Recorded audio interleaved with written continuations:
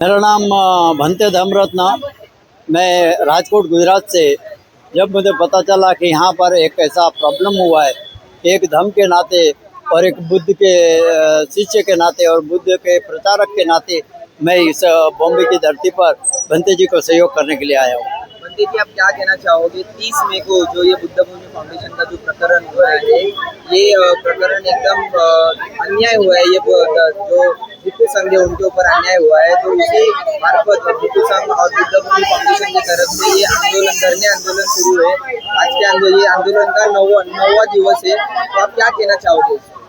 देखिए, जब मैं यहाँ पर आया तो भंते जी से मैंने कुछ बात की और बात करने के बाद मुझे ऐसा मालूम पड़ा, भंते जी ने बोला हमारे पास जब डॉक्यूमेंट कंप्लीट है और डॉक्यूमेंट कंप्लीट होने के बाद भी अगर इस तरह का कुछ हुआ है तो ये तानाशाही सरकार है। और ये तानाशाही इसलिए करती है कि इन लोगों ने बहुत सारे राज्यों में बहुत सारी जगह पर ऐसी ज़मीनें छीन कर बड़े बड़े बिल्डरों को देने का काम किया है। तो उसी का एक प्रकरण हो सकता है कि अगर ये भंते जी के पास कुछ डॉक्यूमेंट नहीं है, अगर ये ज़मीन हमको मिलती है तो आज बॉम्बे जैसे शहर में इतनी अगर 20 एकड़ ज़मीन इनके हाथ लग गई तो इनका तो बहुत बड़ा मुनाफा हो जाएगा। लेकिन उन्होंने दूसरा मार्ग अपनाया, बीच में से उड़ान पुल निकाला, यानी उस जो विहार था उसका 2 पार्ट कर दिया। तो इस बाजू का पार्ट बोला भंते जी हम आपको डेवलप कर देंगे, आपको जो चाहिए वो देंगे। तो उस बाजू का पार्ट है उसका क्या करना, तो उनकी नज़र उस बाजू जो पार्ट है उसके ऊपर है और वो आने वाले दिनों में बिल्डर के साथ साठगांठ करके वो बिल्डरों को देके वहाँ पर बड़ी बड़ी बिल्डिंग खड़े करेंगे और अपना मुनाफा कमाएंगे। बंदे जी, यहाँ धरने आंदोलन का 9वां दिवस है, पर पहले 2-3 दिन में ही कुछ केडीएमसी के आयुक्त वगैरह आके मिल के गए, पर उसके बाद अभी तक कुछ भी इस केस को लेके कुछ रिजल्ट अभी तक लगा नहीं है। तो आपको क्या लगता है ये जो धरने आंदोलन है ये यशस्वी होगा? नहीं, ये यशस्वी इसलिए होगा क्यों कि भंते जी के पास पूरा ऑलरेडी डॉक्यूमेंट्स है और उन्होंने जो डुप्लीकेट डॉक्यूमेंट्स बनाए और उसके माध्यम से भंते जी के ऊपर प्रेशर बनाने का कोशिश किया, लेकिन भंते जी के पास सब डॉक्यूमेंट होने की वजह से भंते जी की जीत होगी और इसमें इनका कुछ नहीं चलेगा। और जब जब वो बात करने के लिए बुलाते हैं तो गुमराह कर रहे हैं। वो बोलते हैं अगर हम यहाँ पर आपको 500 करोड़ की कुछ बात हो रही है कि 500 करोड़ का प्रोजेक्ट लगाएंगे और बुद्ध गया का जैसा यहाँ पर निर्माण करेंगे, लेकिन उसमें हम आयोग बनाएंगे।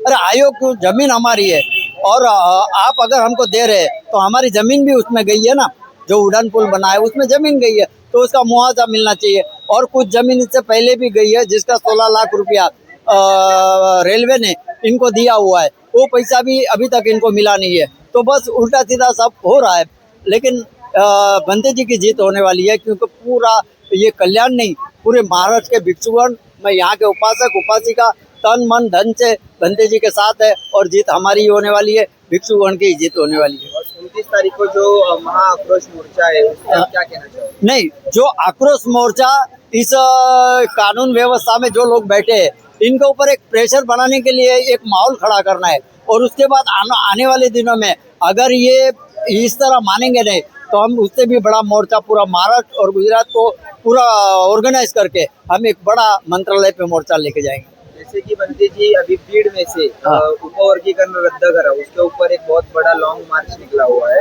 वो लॉन्ग मार्च अभी अपने 30 तारीख को आजाद मैदान पे उसके ऊपर एक बहुत बड़ा आंदोलन होने वाला है। महाराष्ट्र के मुख्यमंत्री ने खुद ने कहा है कि उपवर्गीकरण आपने रद्द करना चाहिए। ये आप इस पे क्या कहना चाहोगे? देखो, वो सब्जेक्ट मेरे को मालूम नहीं। जो नागपुर में अभी हुआ, अभी 2 दिन पहले नागपुर में गुजरात से भी बहुत हमारे कन्वीनर और बहुत सारे लोग आए थे, उसको सपोर्ट किया है।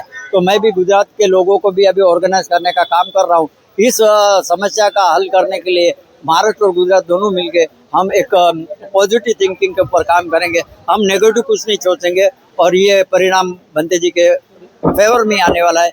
बस बंते जी, अगर ये जो धरने आंदोलन महा आक्रोश मोर्चा, अगर इससे भी अगर ये आयुक्त खासदार उन लोगों ने अभी तक उस पे कुछ ये केस पे कुछ हल नहीं निकाला तो बुद्ध भूमि फाउंडेशन की अगली कठोर भूमिका क्या होगी? कठोर भूमिका तो हम उपासक और उपासिका को साथ में लेकर एक बड़ा एक संगठन बनाकर हम भिक्षुगण को भी साथ में लेंगे और इसका वन पेपर उसका स्टडी करके फिर कोर्ट में हम जाएंगे और कोर्ट से हम अपना जो है वो केस लड़ेंगे। तो फिर उनमें तो हमको विजय मिलनी है, क्योंकि डॉक्यूमेंट पूरा भंते जी के फेवर में है।